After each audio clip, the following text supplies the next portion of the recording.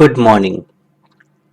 CMA Inter paper number 10 Cost and Management Accounting and Financial Management paper number 10। जितना भी बताएंगे हम ध्यान से सुनिएगा और हर एक क्वेश्चन को समझिएगा। और ये जो जितना मैं बता रहा हूँ एकदम वेरी वेरी इंपॉर्टेंट क्वेश्चन है। एग्जाम से पहले इस क्वेश्चन सबको देखना और समझना बहुत जरूरी है। ध्यान से समझिएगा। मैं चैप्टर का थोड़ा सा बेसिक्स बताऊंगा और डायरेक्टली जो इंपॉर्टेंट क्वेश्चन है वो एकदम बता दूंगा। ठीक है, एकदम ध्यान से सुनिएगा। पहला चैप्टर अपने marginal costing and decision making का थोड़ा सा ज्ञान दूंगा। फिर इस चैप्टर में क्या क्या इंपॉर्टेंट है, कौन कौन सा क्वेश्चन इंपॉर्टेंट है एकदम बताऊंगा। ठीक है, एकदम ध्यान से देखिएगा। पहला क्वेश्चन खाली थोड़ा सा बेसिक्स बता दे रहा हूँ चैप्टर का।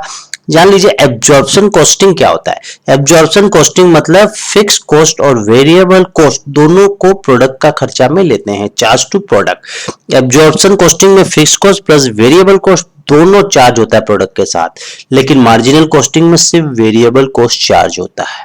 कुछ कुछ फॉर्मूला बता रहा हूं, चैप्टर को एकदम सुन लीजिए। Break even point, break even point उस पॉइंट को बोलते हैं जब आपका प्रॉफिट और लॉस कुछ नहीं होता है, जीरो प्रॉफिट होता है। मतलब आपका जितना खर्चा खर्चा लग रहा है उस प्रोडक्ट पे वो रिकवर हो जा रहा है। समझ में आया? मतलब sales minus variable cost equal to जो कंट्रीब्यूशन आएगा, कंट्रीब्यूशन आपका फिक्स कॉस्ट के बराबर होगा। उस पॉइंट को बोलते हैं ब्रेक इवन पॉइंट, जहां पर fix cost equal to contribution होता है, profit equal to zero. Break even point मतलब प्रॉफिट इक्वल टू जीरो, आपका कोई भी प्रॉफिट नहीं होगा, जितना खर्चा किया आप उस प्रोडक्ट पे उतना निकल गया है। उस पॉइंट को ब्रेक इवन पॉइंट बोलते हैं। अब ब्रेक इवन पॉइंट निकालने बहुत सारा क्वेश्चन में देता है, तो सीधा सा बात है, जब आपको यूनिट में निकालना होगा तो fix cost divided by contribution per unit कर दीजिएगा, ब्रेक इवन पॉइंट यूनिट्स में निकल जाएगा। और यदि वैल्यू में निकालना होगा fix cost divided by PV ratio कर दीजिएगा। ठीक है, और एक चीज समझिए, मार्जिन ऑफ सेफ्टी क्या होता है। मतलब ब्रेक इवन पॉइंट के ऊपर आप जितना सेल्स करेंगे वो है मार्जिन ऑफ सेफ्टी, मतलब actual sales minus break even point का सेल्स। ठीक है, और एक क्वेश्चन चीज है पीवी रेशियो। पीवी रेशियो होता है contributions divided by sales whole into 100, PV ratio है। और एक तो यदि निकालना हो चेंज इन प्रॉफिट या चेंज इन सेल्स, यदि 2 साल का प्रॉफिट और लॉस दिया हो तो उसके बेसिस में निकालना हो तो ये फॉर्मूला है change in profit divided by change in sales whole into 100। Most important question है इस बार एग्जाम के लिए, मार्जिनल कॉस्टिंग और एब्जॉर्प्शन कॉस्टिंग का डिफरेंस। याद रखिएगा, एक पॉइंट तो आपको यहीं से समझ में आ गया कि एब्जॉर्प्शन कॉस्टिंग में fix cost plus variable cost दोनों को लेते हैं, मार्जिनल कॉस्टिंग में सिर्फ वेरिएबल कॉस्ट को लेते हैं। बाकी आप देख लीजिएगा, पूरा आंसर दिया हुआ है। अब एक दूसरा एक प्रैक्टिकल क्वेश्चन है। प्रैक्टिकल क्वेश्चन में क्या बोलता है देखिए, कंपनी का, आप एक बार क्वेश्चन को देखिए फिर मैं आपको समझा रहा हूं। ठीक है, ध्यान से देखिएगा। देखिए क्वेश्चन में क्या क्या दिया है उस चीज को समझिए अच्छा से। क्या बोलता है देखिए, क्वेश्चन में बोलता है यूनिट को सेल किया जा रहा है 39 रुपीज में, एंड बोलता है 1000 यूनिट जो बेचता है कंपनी तो उसके पास लॉस होता है 4550 रुपया का, और जब 1500 यूनिट बेचता है तो प्रॉफिट होता है 1950 रुपया का। आपको ब्रेक इवन पॉइंट और मार्जिन ऑफ सेफ्टी बताना है। ब्रेक इवन पॉइंट मतलब आपको बता दिया गया है नो प्रॉफिट और नो लॉस। सीधा सा बात है, फिक्स कॉस्ट को कंट्रीब्यूशन पर यूनिट से डिवाइड करेंगे तो आपका ब्रेक इवन पॉइंट निकल जाएगा। तो कंट्रीब्यूशन पर यूनिट कैसे निकालेंगे, change in profit divided by change in unit, ये बताया है। चेंज इन प्रॉफिट में क्या है देखिए, 1950 का प्रॉफिट है और इधर कितना है 4550 का है, तो ये दोनों को जोड़ेंगे डिवाइडेड बाय ये दोनों को जोड़ेंगे, क्योंकि यहाँ नेगेटिव एक माइनस में है इसीलिए इसको प्लस कर दिया गया है। ठीक है, divided by 1500 unit minus 1000 unit, तो जितना है 13 रुपया आया आपका contribution per unit. Contribution per unit आ गया इतना। अब कंट्रीब्यूशन टोटल 1500 यूनिट पे कितना होगा, एक यूनिट पे इतना है, तो 19,500 होगा और उसपे से प्रॉफिट को माइनस कर देंगे तो फिक्स कॉस्ट आ जाएगा। फिक्स कॉस्ट से कंट्रीब्यूशन पर यूनिट डिवाइड करेंगे तो ब्रेक इवन पॉइंट निकल जाएगा। मार्जिन ऑफ सेफ्टी क्या है, profit divided by PV ratio. PV ratio क्या है, पीवी रेशियो का फॉर्मूला है कंट्रीब्यूशन डिवाइडेड बाय सेल्स, तो कंट्रीब्यूशन 13 रुपया, 39 रुपीज का सेल्स, तो पीवी रेशियो 1/3 आ गया। तो margin of safety profit divided by PV ratio करेंगे तो इतना आएगा। सिंपल सा क्वेश्चन है, दो चीज याद रखना, break even point, fix cost divided by contributions per unit, और margin of safety. Margin of safety क्या, profit divided by PV ratio. Simple सा क्वेश्चन है। क्वेश्चन नंबर 3, क्वेश्चन नंबर 3 देखिए, ये भी सिंपल सा क्वेश्चन है। इसमें बोला गया है कि आपको ब्रेक इवन पॉइंट, जो ब्रेक इवन लेवल आपको एक तो निकालना है। सिंपल सा formula, fix cost divided by contributions per unit करेंगे। यहाँ देखिए, जब ब्रेक इवन पॉइंट आप रुपीस में निकालते हैं तो fix cost divided by PV ratio करते हैं, तो यहाँ पीवी रेशियो को डिवाइड करके निकाला गया है। सिंपल सा सम है, ब्रेक इवन पॉइंट का ही सम है। ध्यान से आप देख लीजिए, ठीक है।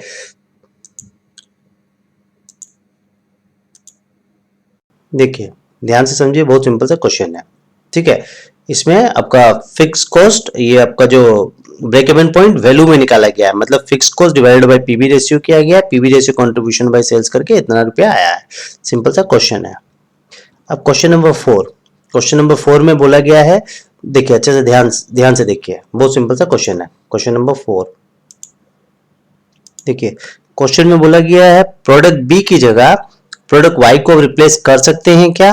बोलता है यदि 500 यूनिट रिप्लेस करते हैं तो कंपनी को 650 का लॉस होता है, तो रिप्लेस नहीं करना चाहिए। और यदि टोटल रिप्लेस कर देते हैं तो कंपनी को प्रॉफिट होता है 2800 रुपए का, तो रिप्लेस कर देंगे। सिंपल सा बात है, यदि लॉस होगा तो रिप्लेस नहीं करेंगे, प्रॉफिट होगा तो रिप्लेस करेंगे। डिसीजन मेकिंग का समय देखिएगा, आंसर दिया हुआ है।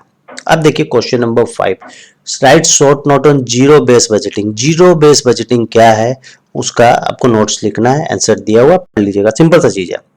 Factor to be consider in production budget. Production budget के लिए क्या क्या फैक्टर लेना चाहिए, प्रोडक्शन प्लान, इन्वेंट्री पॉलिसी, सब सारा चीज दिया हुआ है, तो उसको पढ़िएगा कौन कौन सा फैक्टर प्रोडक्शन बजट में लिया जाता है। नेक्स्ट क्वेश्चन है, देखिए एक एक क्वेश्चन दिया हुआ है।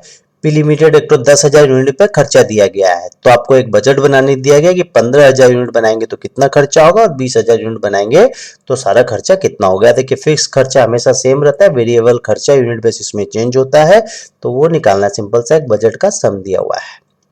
अब एक तो देखिए tools for financial analysis and planning, इसमें क्या है, दो चीज बता दे रहा हूँ। कैश फ्लो स्टेटमेंट कभी भी आता है तो ऑपरेटिंग एक्टिविटी, इन्वेस्टिंग एक्टिविटी और फाइनेंशियल एक्टिविटी, उसका 3 एक्टिविटीज होता है। ये ऑपरेशन का खर्चा, ये इन्वेस्टमेंट का खर्चा, ये फाइनेंशियल एक्टिविटी का खर्चा का कैश फ्लो निकाला जाता है। अब रेशियोज में जान लीजिए, current ratio, current asset divided by current liability. Quick ratio, quick ratio क्या होता है, करंट एसेट से इन्वेंट्री को माइनस कर देंगे और करंट लायबिलिटी से बैंक ओडी को माइनस कर देंगे, तो क्विक रेशियो निकल जाएगा। वर्किंग कैपिटल क्या है, current asset minus current liability. डेब्ट रेशियो क्या है, टोटल डेब्ट divided by capital employed. Fix asset turnover ratio, sales divided by capital assets. और P ratio, MPS market price per share divided by earning per share. देखिए एक सम आया हुआ है, एक बैलेंस शीट दिया गया है, उसमें आपको 4 रेशियो पूछता है। करंट रेशियो बताओ, प्रोप्राइटरी रेशियो बताओ, डेब्ट इक्विटी रेशियो बताओ और कैपिटल गेनिंग रेशियो बताओ। तो करंट रेशियो आप बता दोगे, current asset divided by current liabilities करके। आंसर बनाया हुआ देख लीजिएगा। Proprietary ratio, share holder funds divided by total tangible asset को डिवाइड करेंगे तो आ जाएगा। डेब्ट equity ratio, total long term डेब्ट divided bye share holder fund. Simple सा आंसर दिया हुआ। लिवरेज, लिवरेज में देखिए 3 चीज होता है, मोस्ट इंपोर्टेंट चीज, लिवरेज को समझिए अच्छा से, ठीक है। देखिए डिविडेंड, डिविडेंड का एक 2 मॉडल आपको समझ के जाना है, एक एमएम मॉडल, एक वॉल्टर मॉडल। एमएम मॉडल का एग्जाम में क्वेश्चन बन सकता है, इसलिए फॉर्मूला मैं आपको करा दे रहा हूँ। थ्योरी, थ्योरी एक क्वेश्चन तो 100% आएगा इस बार एग्जाम में, ठीक है। एमएम मॉडल बोलता है डिविडेंड देना कंपनी के लिए इरेलीवेंट है, क्योंकि डिविडेंड देने और ना देने से वैल्यू ऑफ द फर्म या कैपिटलाइजेशन जो वैल्यू है फर्म का सेम रहता है। Value of the firm same रहता है, डिविडेंड कंपनी दे ना दे उससे फर्म का वैल्यू में कोई फर्क नहीं पड़ता है। और वाल्टर मॉडल का ये जो दिया है उसमें बोलता है जो रिलेशनशिप है फर्म का, रिलेशनशिप उसका केई और माने इंटरनल रेट ऑफ रिटर्न और कॉस्ट ऑफ कैपिटल पे डिपेंड है। तो दोनों का फॉर्मूला देख लीजिएगा और अच्छा से देख के जाइएगा, दोनों में से एक क्वेश्चन फंसेगा और आप बना के आ जाइएगा, ठीक है। और एक तो ये क्वेश्चन बहुत इंपॉर्टेंट है, stem the assumption of MM dividend model क्या बोलता है, ठीक है। अब एक तो देखिए एक सिंपल सा सम है, इसमें बोला गया है कि कंपनी अभी 30 लाख का माल बेच रहा है और सोच रहा है कि जो यदि कोई केस में माल खरीदेगा हमसे उसे 2% हम एक्स्ट्रा डिस्काउंट देंगे। तो उस 2% एक्स्ट्रा डिस्काउंट के से कंपनी को क्या बेनिफिट है वही चीज देखना है, निकाल के बताना है, डेटा कलेक्शन वगैरह कैलकुलेट करके। तो 2% से 32,500 का कंपनी को फायदा होगा, वही चीज का एक सम बनाया हुआ है। अब नेक्स्ट क्वेश्चन आ जाइए कॉस्ट ऑफ कैपिटल पे, ठीक है। ध्यान से देखिए क्वेश्चन को, क्वेश्चन नंबर 2 ध्यान से देखिएगा। कंपनी का 2 प्रोजेक्ट है, ठीक है, कंपनी के पास दो प्रोजेक्ट है करने के लिए, प्रोजेक्ट ए और प्रोजेक्ट बी। आपको ये बताना है कि कौन सा प्रोजेक्ट में फायदा होगा, माने किस प्रोजेक्ट का एनपीवी ज्यादा होगा, नेट इनफ्लो जिससे ज्यादा होगा वो प्रोजेक्ट अपने करेंगे, एनपीवी जिसका ज्यादा होगा। तो देखिए प्रोजेक्ट ए प्रोजेक्ट बी दिया हुआ है, तो एनपीवी जब कैलकुलेट किए हैं, एनपीवी हमने निकाले हैं, मतलब cash inflow minus cash outflow जब आप करेंगे तो नेट बेनिफिट जो होता है प्रोजेक्ट बी में हो रहा है। देखिए प्रोजेक्ट बी से हमको 29,000 का फायदा होगा, प्रोजेक्ट ए से 25,000 का, तो प्रोजेक्ट बी हम करेंगे, वही चीज का एक सम बनाया गया है। इसमें प्रोजेक्ट ए और बी का इनफ्लो दिया है, इनफ्लो को हम लोग जस्ट डिस्काउंटिंग करके आज का डेट निकाल दिया, डिस्काउंटिंग फैक्टर यूज करके डिस्काउंटिंग करके जो नेट कैश फ्लो निकाल दिया उससे इनिशियल इन्वेस्टमेंट का कर दिए। मतलब एग्जांपल समझिए, प्रोजेक्ट ए से हम 47,00,000 कमाएंगे, 47,307 रुपया कमाएंगे, प्रोजेक्ट बी से 56,000 कमाएंगे, लेकिन कॉस्ट इतना है तो अल्टीमेटली नेक्स्ट बेनिफिट हमको प्रोजेक्ट बी से होगा। तो वही चीज बताया गया है, बस कुछ नहीं है, नेट इनफ्लो को डिस्काउंटिंग करके कॉस्ट को माइनस कर दिया गया है बस। कॉस्ट ऑफ कैपिटल का इस टाइप का सम एकदम इजी सम होगा, एग्जाम में आएगा, देख लीजिएगा, बना दीजिएगा आराम से। और एक last question, question number 13 standard costing का एग्जाम है, जिसमें बोला गया है आपको तीन चीज निकालना है, material cost variance, material price variance और मटेरियल यूसेज वेरिएंस। तीनों का फॉर्मूला लिख के मैं बता दिया हूँ, इसमें आंसर दिया हुआ, आप ध्यान से देखिएगा। 13 सम दिया हूं मैं, एकदम मेरा एमसीक्यू प्लस ये देखेंगे 100% पेपर में आराम से पास हो जाएंगे, अच्छा नंबर से पास हो जाएंगे। इसमें जो जो क्वेश्चन दिया गलती से भी स्किप मत कीजिएगा बस, ठीक है। Thank you.